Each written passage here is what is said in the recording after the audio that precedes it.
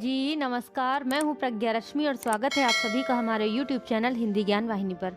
मुंशी प्रेमचंद की सर्वश्रेष्ठ कहानियों की श्रृंखला में आज हम लेकर के आए हैं उनकी अगली कहानी त्यागी का प्रेम। तो आइए सुनते हैं कहानी त्यागी का प्रेम। लाला गोपीनाथ को युवावस्था में ही दर्शन से प्रेम हो गया था। अभी वह इंटरमीडिएट क्लास में थे कि मिल और बर्कले के वैज्ञानिक विचार उनको कंठस्थ हो गए थे। उन्हें किसी प्रकार के विनोद प्रमोद से रुचि न थी। यहाँ तक कि कॉलेज के क्रिकेट मैचों में भी उनको उत्साह न होता था। हास परिहास से कोसों भागते और उनसे प्रेम की चर्चा करना तो मानो बच्चे को जूजू से डराना था। प्रातःकाल घर से निकल जाते और शहर से बाहर किसी सघन वृक्ष की छांव में बैठकर दर्शन का अध्ययन करने में निरत हो जाते। काव्य, अलंकार, उपन्यास सभी को त्याज समझते थे। शायद ही अपने जीवन में उन्होंने कोई किस्से कहानी किताब पढ़ी हो। इसे केवल समय का दुरुपयोग ही नहीं वरन मन और बुद्धि विकास के लिए घातक ख्याल करते थे। इसके साथ ही वह उत्साहहीन न थे। सेवा समितियों में बड़े उत्साह से भाग लेते। स्वदेश वासियों की सेवा के किसी अवसर को हाथ से न जाने देते। बहुधा मोहल्ले के छोटे छोटे दुकानदारों की दुकान पर जा बैठते और उनके घाटे टोटे मंदे तेजे की राम कहानी सुनते। शनैः शनैः कॉलेज से उन्हें घृणा हो गई। उन्हें अब अगर किसी विषय से प्रेम था तो वह था दर्शन। कॉलेज की बहुविषयक शिक्षा उनके दर्शनानुराग में बाधक होती। अतएव उन्होंने कॉलेज छोड़ दिया और एकाग्रचित्त होकर विज्ञानोपार्जन करने लगे। किंतु दर्शनानुराग के साथ ही साथ उनका देशानुराग भी बढ़ता गया और कॉलेज छोड़ने के थोड़े ही दिनों पश्चात वह अनिवार्यतः जाति सेवकों के दल में सम्मिलित हो गए। दर्शन में भ्रम था, अविश्वास था, अंधकार था। जाति सेवा में सम्मान था, यश था और दोनों ही की सदिच्छाएं थी। उनका वह सदनुराग जो बरसों से वैज्ञानिक वादों के नीचे दबा हुआ था, वायु के प्रचंड वेग के साथ निकल पड़ा। नगर के सार्वजनिक क्षेत्र में कूद पड़े। देखा तो मैदान खाली था।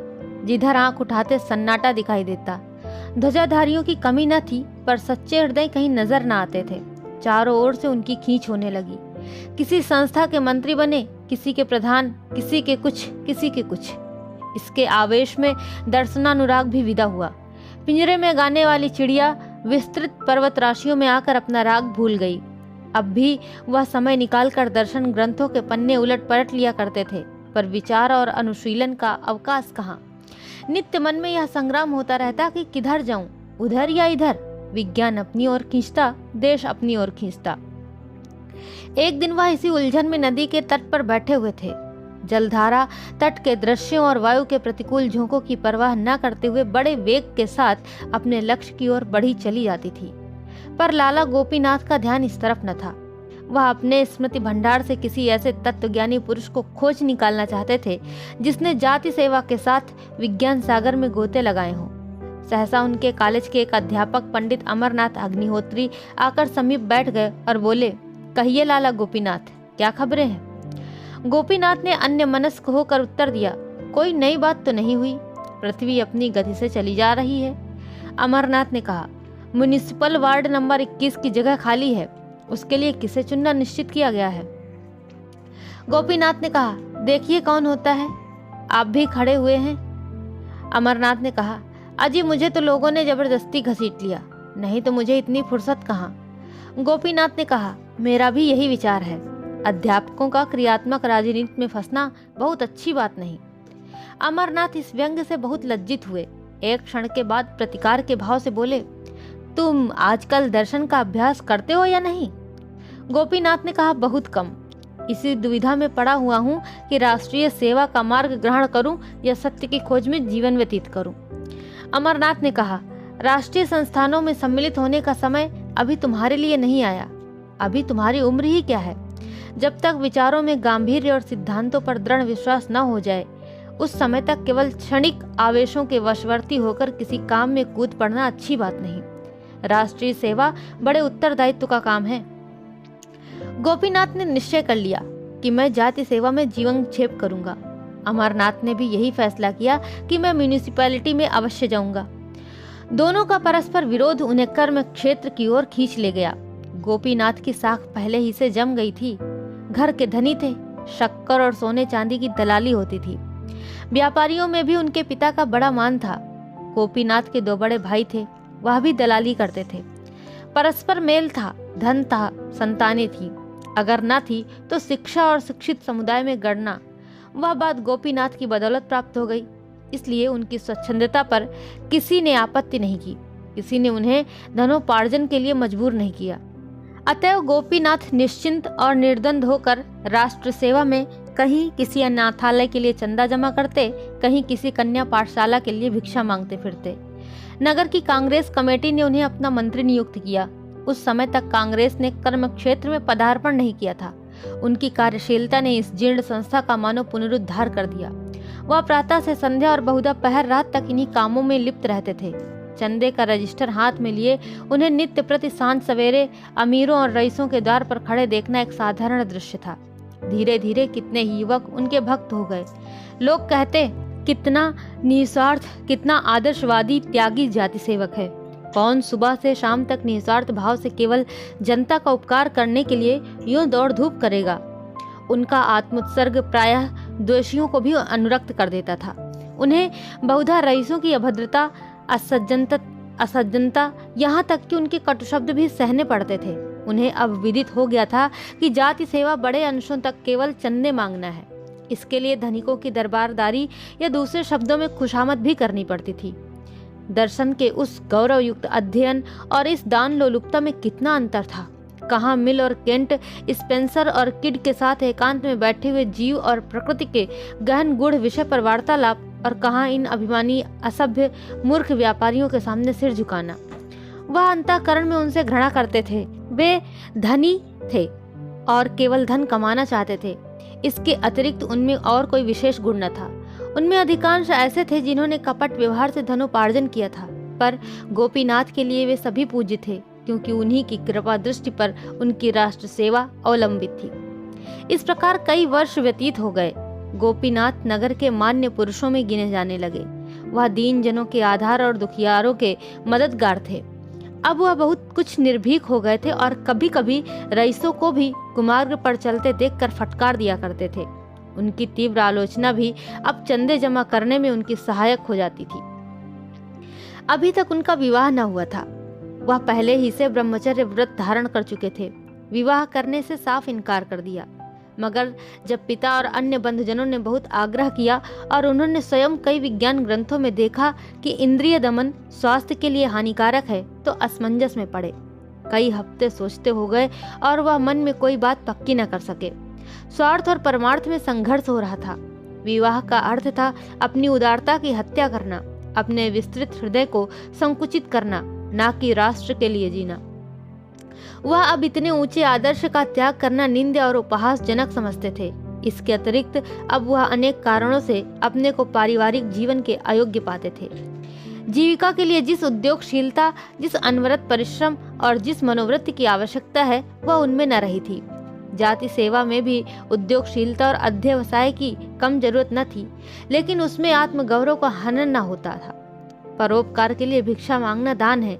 अपने लिए पान का एक बीड़ा भी भिक्षा है। स्वभाव में एक प्रकार की स्वच्छंदता आ गई थी। इन त्रुटियों पर पर्दा डालने के लिए जाति सेवा का बहाना बहुत अच्छा था। एक दिन वह सैर करने जा रहे थे कि रास्ते में अध्यापक अमरनाथ से मुलाकात हो गई। यह महाशय अब म्युनिसिपल बोर्ड के मंत्री हो गए थे और आजकल इस दुविधा में पड़े हुए थे कि शहर में मादक वस्तुओं के बेचने का ठेका लूं या ना लूं। लाभ बहुत था, पर बदनामी भी कम न थी। अभी तक कुछ निश्चय न कर सके थे। इन्हें देखकर बोले, कहिए लाला जी, मिजाज अच्छा है ना? और आपके विवाह के विषय में क्या हुआ? गोपीनाथ ने दृढ़ता से कहा, मेरा इरादा विवाह करने का नहीं है। अमरनाथ ने कहा, ऐसी भूल न करना। तुम अभी नवयुवक हो, तुम्हें संसार का कुछ अनुभव नहीं है। मैंने ऐसी कितनी मिसालें देखी हैं जहां अविवाहित रहने से लाभ के बदले हानि ही हुई है। विवाह मनुष्य को सुमार्ग पर रखने का सबसे उत्तम साधन है, जिसे अब तक मनुष्य ने आविष्कृत किया है। उस व्रत से क्या फायदा जिसका परिणाम छिछोरापन हो? गोपीनाथ ने प्रत्युत्तर दिया, आपने मादक वस्तुओं के ठीके के विषय में क्या निश्चय किया? अमरनाथ ने कहा, अभी तक तो कुछ नहीं, जी हिचकता है, कुछ न कुछ बदनामी तो होगी ही।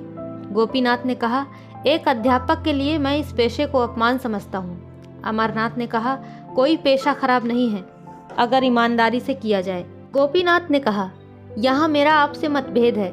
कितने ही ऐसे व्यवसाय हैं जिन्हें एक सुशिक्षित व्यक्ति कभी स्वीकार नहीं कर सकता। मादक वस्तुओं का ठेका उनमें से एक है। गोपीनाथ ने आकर अपने पिता से कहा, मैं कदापि विवाह न करूंगा। आप लोग मुझे विवश न करें वरना पछताइएगा।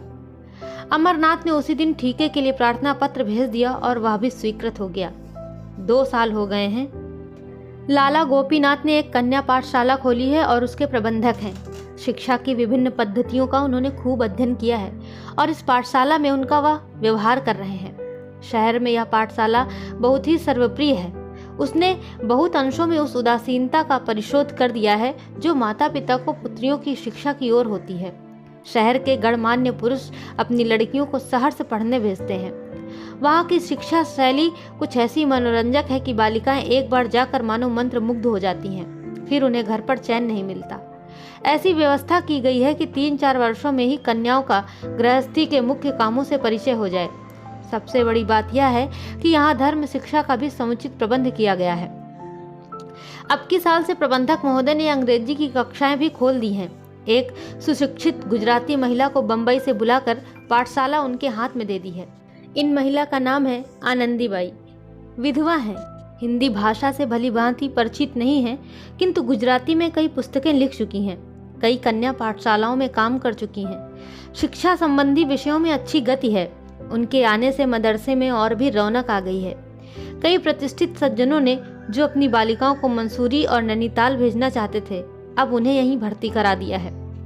आनंदी रईस घरों में जाती है और स्त्रियों में शिक्षा का प्रचार करती है। उनके वस्त्राभूषणों से सुरुचि का बोध होता है भी उच्च कुल की, इसलिए शहर में उनका बड़ा सम्मान होता है। लड़कियां उन पर जान देती हैं, उन्हें माँ कहकर पुकारती हैं। गोपीनाथ पाठशाला की उन्नति देख देख कर फूले नहीं समाते। जिससे मिलते हैं आनंदीबाई का ही गुणगान करते हैं। बाहर से कोई सुविख्यात पुरुष आता है तो उससे पाठशाला का निरीक्षण अवश्य कराते हैं। आनंदी की प्रशंसा से उन्हें वही आनंद प्राप्त होता है जो स्वयं अपनी प्रशंसा से होता। बाई जी को भी दर्शन से प्रेम है और सबसे बड़ी बात यह है कि उन्हें गोपीनाथ पर असीम श्रद्धा है। वह हृदय से उनका सम्मान करती हैं। उनके त्याग और निष्काम जाति भक्ति ने उन्हें वशीभूत कर लिया है। वह मुंह पर उनकी बड़ाई नहीं करती, पर रईसों के घरों में बड़े प्रेम से उनका यशोगान करती हैं। ऐसे सच्चे सेवक आजकल कहाँ लोग कीर्ति पर जान देते हैं। जो थोड़ी बहुत सेवा करते हैं दिखावे के लिए करते हैं, सच्ची लगन किसी में नहीं। मैं लाला जी को पुरुष नहीं देवता समझती हूँ। कितना सरल संतोषमय जीवन है, ना कोई व्यसन ना विलास। भोर से सायंकाल तक दौड़ते रहते हैं, ना खाने का कोई समय ना सोने का समय। उस पर कोई ऐसा नहीं जो उनके आराम का ध्यान रखे। बेचारे घर गए, जो कुछ किसी ने सामने रख दिया चुपके से खा लिया और फिर छड़ी उठाई, फिर किसी तरफ चल दिए। दूसरी औरत कदापि अपनी पत्नी की भांति सेवा सत्कार नहीं कर सकती। दशहरे के दिन थे। कन्या पाठशाला में उत्सव मनाने की तैयारियां हो रही थीं। एक नाटक खेलने का निश्चय किया गया था। भवन खूब सजाया गया था। शहर के रईसों को निमंत्रण दिए गए थे। यह कहना कठिन है कि किसका उत्साह बढ़ा हुआ था, बाई जी का या लाला गोपीनाथ का। गोपीनाथ सामग्रियां एकत्र कर रहे थे। उन्हें अच्छे ढंग से सजाने का भार आनंदी ने लिया था।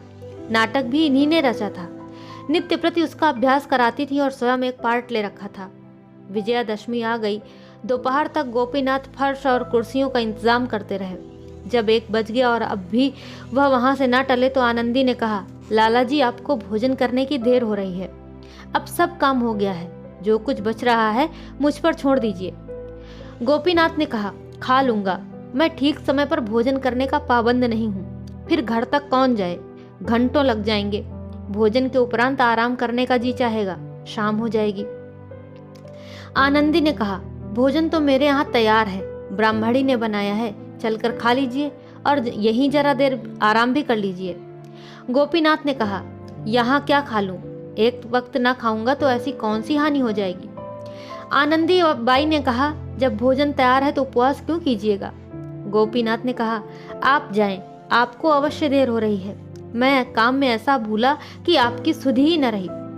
आनंदी ने कहा, मैं भी 1 जून उपवास कर लूंगी तो क्या हानि हो जाएगी। गोपीनाथ ने कहा, नहीं नहीं, इसकी क्या जरूरत है। मैं आपसे सच कहता हूँ, मैं बहुधा 1 ही जून खाना खाता हूँ। आनंदी ने कहा, अच्छा मैं आपके इनकार का माने समझ गई।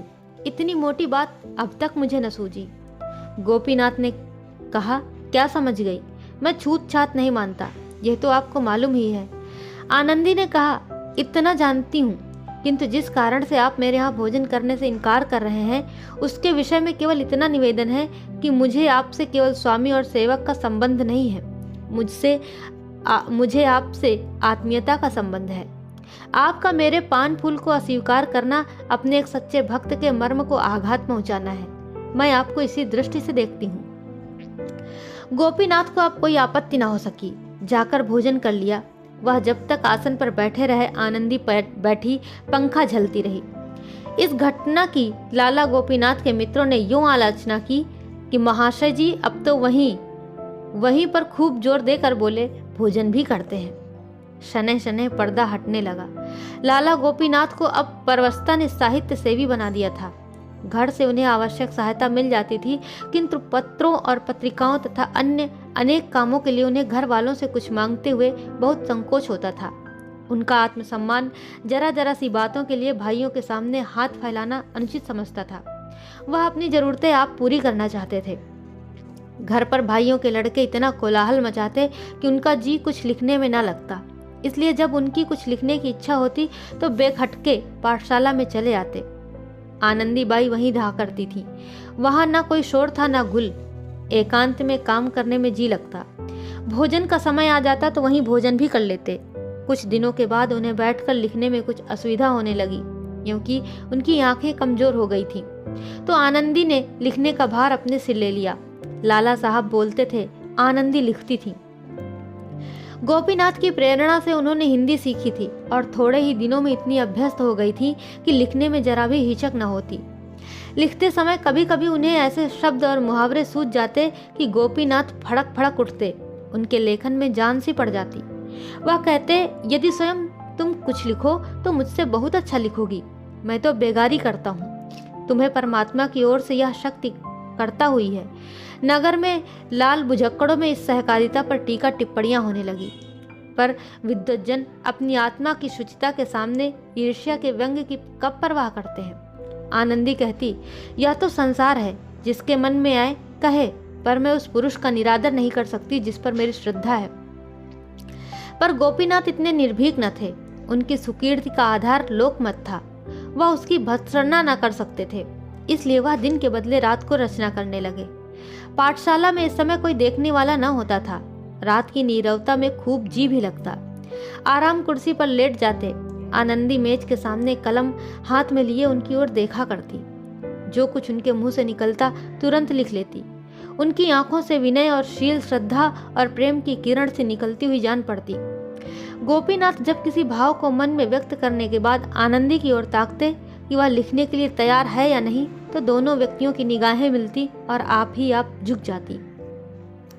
गोपीनाथ को इस तरह काम करने की ऐसी आदत पड़ती जाती थी कि जब किसी कार्यवश यहाँ आने का अवसर न मिलता तो वह विकल हो जाते थे।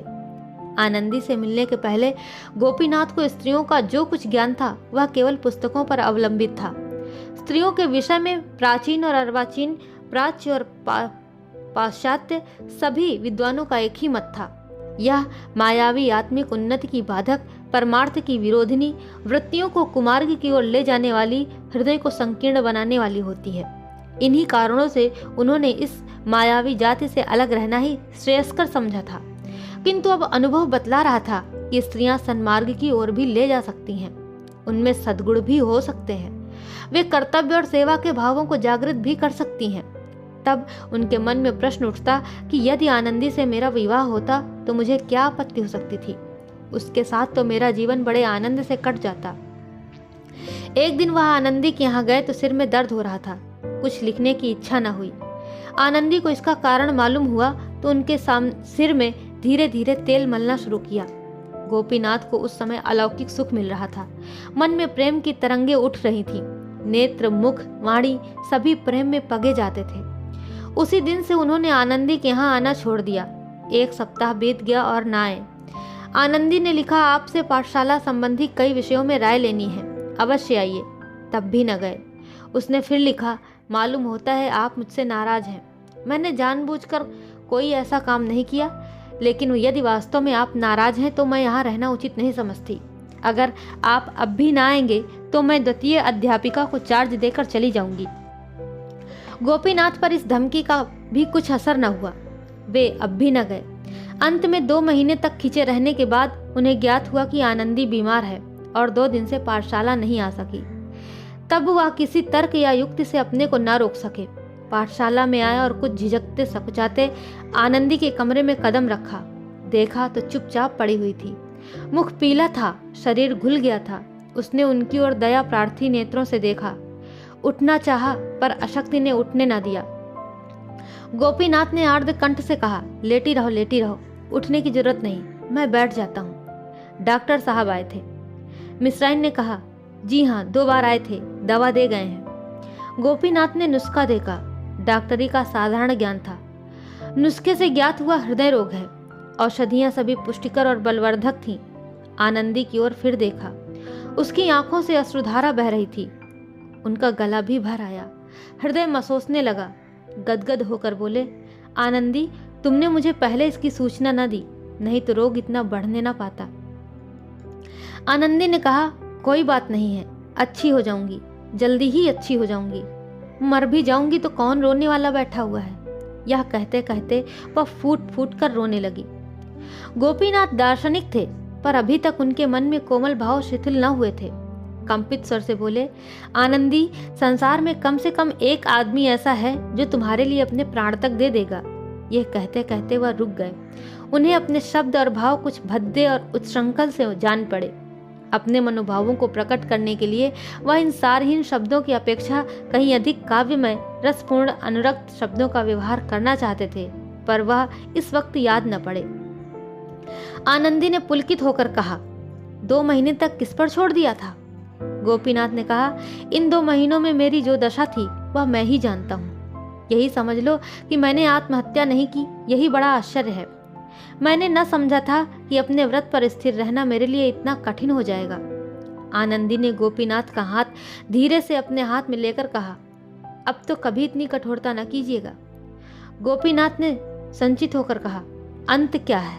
आनंदी ने कहा, कुछ भी हो। गोपीनाथ ने कहा, कुछ भी हो? अपमान, निंदा, उपहास, आत्मवेदना, ये सब? आनंदी ने कहा, कुछ भी हो, मैं सब कुछ सह सकती हूँ और आपको भी मेरे हेतु सहना पड़ेगा। गोपीनाथ ने कहा, आनंदी, मैं अपने प्रेम पर बलिदान कर सकता हूँ, लेकिन अपने नाम को नहीं। इस नाम को अकलंकित रखकर मैं समाज की बहुत कुछ सेवा कर सकता हूँ। आनंदी ने कहा, ना कीजिए, आपने सब कुछ त्याग कर यह कीर्ति लाभ की है। मैं आपके यश को नहीं मिटाना चाहती। गोपीनाथ का हाथ हृदयस्थल पर रखकर कहा, मैं तो बस इसको चाहती हूँ, इससे अधिक त्याग की आकांक्षा नहीं रखती। गोपीनाथ ने कहा, दोनों बातें एक साथ संभव है? आनंदी ने कहा, संभव है, मेरे लिए संभव है। मैं प्रेम पर अपनी आत्मा को भी न्यौछावर कर सकती हूँ। इसके पश्चात लाला गोपीनाथ ने आनंदी की बुराई करनी शुरू की। मित्रों से कहते, उनका जी अब काम में नहीं लगता, पहले किसी तनदेही नहीं है। किसी से कहते, उनका जी अब यहाँ से उचाट हो गया है, अपने घर जाना चाहती हैं। उनकी इच्छा है कि मुझे प्रतिवर्ष तरक्की मिला करे और उसकी यहाँ गुंजाइश नहीं। पाठशाला को कई बार देखा और अपनी आलोचना में काम को असंतोषजनक लिखा। शिक्षा संगठन, उत्साह, सुप्रबंध, सभी बातों में निराशाजनक क्षति पाई। वार्षिक अधिवेशन में जब वह कई सदस्यों ने आनंदी की वेतन वृद्धि का प्रस्ताव उपस्थित किया तो लाला गोपीनाथ ने उसका विरोध किया। उधर आनंदी बाई भी गोपीनाथ की दुखड़े रोने लगी। यह मनुष्य नहीं है, पत्थर का देवता है, उन्हें प्रसन्न करना दुस्तर है। अच्छा ही हुआ कि उन्होंने विवाह नहीं किया, नहीं तो दुखिया इनके नखरे उठाते उठाते सिधार जाती। कहाँ तक कोई सफाई और सुप्रबंध पर ध्यान दे। दीवार पर एक धब्बा भी पड़ गया, किसी कोने खुतरे में एक जाला भी लग गया, बरामदों में कागज का एक टुकड़ा भी पड़ा मिल गया तो आपके तेवर बदल जाते हैं। 2 साल मैंने ज्यों त्यों करके निभाया, लेकिन देखती हूँ तो लाला साहब की निगाह दिनों दिन कड़ी होती जाती है। ऐसी दशा में मैं यहाँ अधिक नहीं ठहर सकती। मेरे लिए नौकरी में कल्याण नहीं है। जब जी चाहेगा उठ खड़ी होंगी। यहाँ आप लोगों से मेल मोहब्बत हो गई है, कन्याओं से ऐसा प्यार हो गया है कि छोड़कर जाने को जी नहीं चाहता। आश्चर्य था कि और किसी को पाठशाला की दशा में अवनति न दिखती थी, वरन हालत पहले से अच्छी थी। एक दिन पंडित अमरनाथ जी की लाला जी से भेंट हो गई। उन्होंने पूछा, कहिए पाठशाला खूब चल रही है ना? गोपीनाथ ने कहा, कुछ न पूछिए, दिनों दिन दशा गिरती जाती है। अमरनाथ ने कहा, आनंदीबाई की ओर से ढील है क्या? गोपीनाथ ने कहा, जी हाँ, सरासर। अब काम करने में उनका जी नहीं लगता। बैठी हुई योग और ज्ञान के ग्रंथ पढ़ा करती हैं। कुछ कहता हूँ तो कहती हैं, मैं अब इससे अधिक और कुछ नहीं कर सकती। कुछ परलोक की भी चिंता करूं कि 24 घंटे पेट के धंधों में ही लगी रहूं। पेट के लिए 5 घंटे बहुत हैं। पहले कुछ दिनों तक 12 घंटे करती, पर वह दशा स्थायी नहीं रह सकती थी। यहाँ आकर मैंने स्वास्थ्य खो दिया। एक बार कठिन रोगग्रस्त हो गई। क्या कमेटी ने मेरे दवा दर्पण का खर्चा दे दिया? कोई बात पूछने भी नहीं आया। फिर अपनी जान क्यों दूं? सुना है घरों में मेरी बदगोई भी क्या करती हैं। अमरनाथ मार्मिक भाव से बोले, ये बातें मुझे पहले ही मालूम थी। 2 साल और गुजर गए। रात का समय था। कन्या पाठशाला के ऊपर वाले कमरे में लाला गोपीनाथ मेज के सामने कुर्सी पर बैठे हुए थे। सामने आनंदी कोच पर लेटी हुई थी। मुख बहुत म्लान हो रहा था। कई मिनट तक दोनों विचार में मग्न थे। अंत में गोपीनाथ बोले, मैंने पहले ही महीने से तुमसे कहा था कि मथुरा चली जाओ। आनंदी ने कहा, वहां 10 महीने मैं क्यों कर रहती? मेरे पास इतने रुपए कहाँ थे? और न तुम्ही ने कोई प्रबंध करने का आश्वासन दिया। मैंने सोचा 3-4 महीने यहाँ और रहूं, तब तक किफायत करके कुछ बचा लूंगी। तुम्हारी किताब से भी कुछ मिल जाएंगे, तब मथुरा चली जाऊंगी। मगर यह क्या मालूम था कि बीमारी भी इसी अवसर की ताक में बैठी हुई है। मेरी दशा 2-4 दिन के लिए भी संभली और मैं चली। इस दशा में तो मेरे लिए यात्रा करना असंभव है। गोपीनाथ ने कहा, मुझे भय है कि कहीं बीमारी तूल न खींचे। संग्रहणी असाध्य रोग है। महीने 2 महीने यहाँ और रहने पड़ गए तो बात खुल जाएगी। आनंदी ने चिढ़कर कहा, खुल जाएगी तो खुल जाए, अब इससे कहाँ तक डरूं? गोपीनाथ ने कहा, मैं भी न डरता अगर मेरे कारण नगर की कई संस्थाओं का जीवन संकट में न पड़ता। इसलिए मैं बदनामी से डरता हूँ। समाज के यह बंधन निरे पाखंड हैं। मैं उन्हें संपूर्णतः अन्याय समझता हूँ। इस विषय में तुम मेरे विचारों को भली भांति जानती हो, पर क्या करूं? दुर्भाग्यवश मैंने जाति सेवा का भार अपने ऊपर ले लिया है, और उसी का फल है कि आज मुझे अपने माने हुए सिद्धांतों को तोड़ना पड़ रहा है, और जो वस्तु मुझे प्राणों से भी प्रिय है उसे यूं निर्वासित करना पड़ रहा है। किंतु आनंदी की दशा संभलने की जगह दिनों दिन गिरती ही गई। कमजोरी से उठना बैठना कठिन हो गया था। किसी वैद्य या डॉक्टर को उसकी अवस्था न दिखाई जाती थी। गोपीनाथ दवाएं लाते थे, आनंदी उनका सेवन करती थी और दिन निर्बल होती जाती थी। पाठशाला से उसने छुट्टी ले ली थी। किसी से मिलती जुलती भी न थी। बार बार चेष्टा करती कि मथुरा चली जाऊं, किंतु एक अनजान नगर में अकेले कैसे रहूंगी? ना कोई आगे ना पीछे, कोई एक घूंट पानी देने वाला भी नहीं। यह सब सोचकर उसकी हिम्मत टूट जाती थी। इसी सोच विचार और हैस बैस में 2 महीने और गुजर गए, और अंत में विवश होकर आनंदी ने निश्चय किया कि अब चाहे कुछ सिर पर बीते यहाँ से चल ही दूं। अगर सफर में मर भी जाऊंगी तो क्या चिंता है? उनकी बदनामी तो ना होगी, उनके यश को कलंक तो ना लगेगा, मेरे पीछे ताने तो ना सुनने पड़ेंगे। सफर की तैयारियां करने लगी। रात को जाने का मुहूर्त था कि सहसा संध्या काल से ही प्रसव पीड़ा होने लगी, और 11 बजते बजते एक नन्हा सा दुर्बल सतवासा बालक प्रसव हुआ। बच्चे की होने की आवाज सुनते ही लाला गोपीनाथ बेतहाशा ऊपर से उतरे और गिरते पड़ते घर भागे। आनंदी ने इस भेद को अंत तक छिपाए रखा।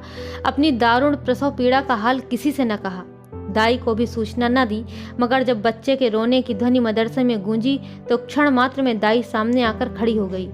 नौकरानियों को पहले से शंकाएं थी, उन्हें कोई आश्चर्य न हुआ। जब दाई ने आनंदी को पुकारा तो वह सचेत हो गई। देखा तो बालक रो रहा है। दूसरे दिन 10 बजते बजते यह समाचार सारे शहर में फैल गया। घर घर चर्चा होने लगी। कोई आश्चर्य करता था, कोई घृणा करके हंसी उड़ाता था। लाला गोपीनाथ के छिद्रान्वेषियों की संख्या कम न थी। पंडित अमरनाथ उनके मुखिया थे।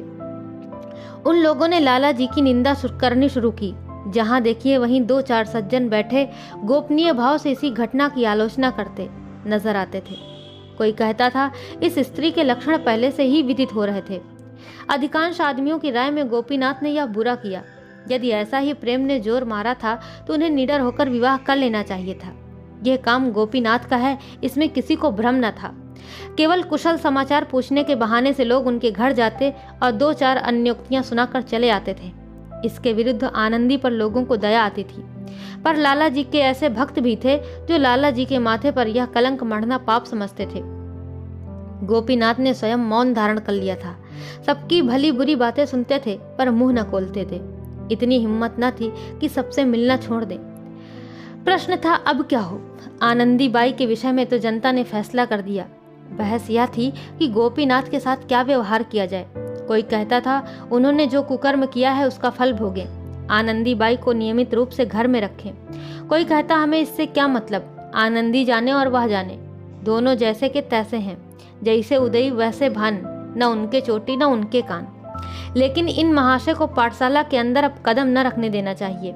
जनता के फैसले साक्षी नहीं खोजते, अनुमान ही उनके लिए सबसे बड़ी गवाही है। लेकिन पंडित अमरनाथ और उनकी गोष्ठी के लोग गोपीनाथ को इतने सस्ते न छोड़ना चाहते थे। उन्हें गोपीनाथ से पुराना द्वेष था।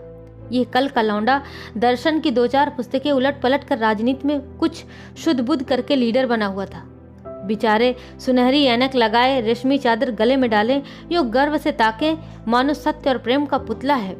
ऐसे रंगे सियार की जितनी कलई खोली जाए उतना ही अच्छा। जाति को ऐसे दगाबाज, चरित्रहीन, दुर्बलात्मा सेवकों से सचेत कर देना चाहिए। पंडित अमरनाथ पाठशाला की अध्यापिकाओं और नौकरों से तहकीकात करते थे।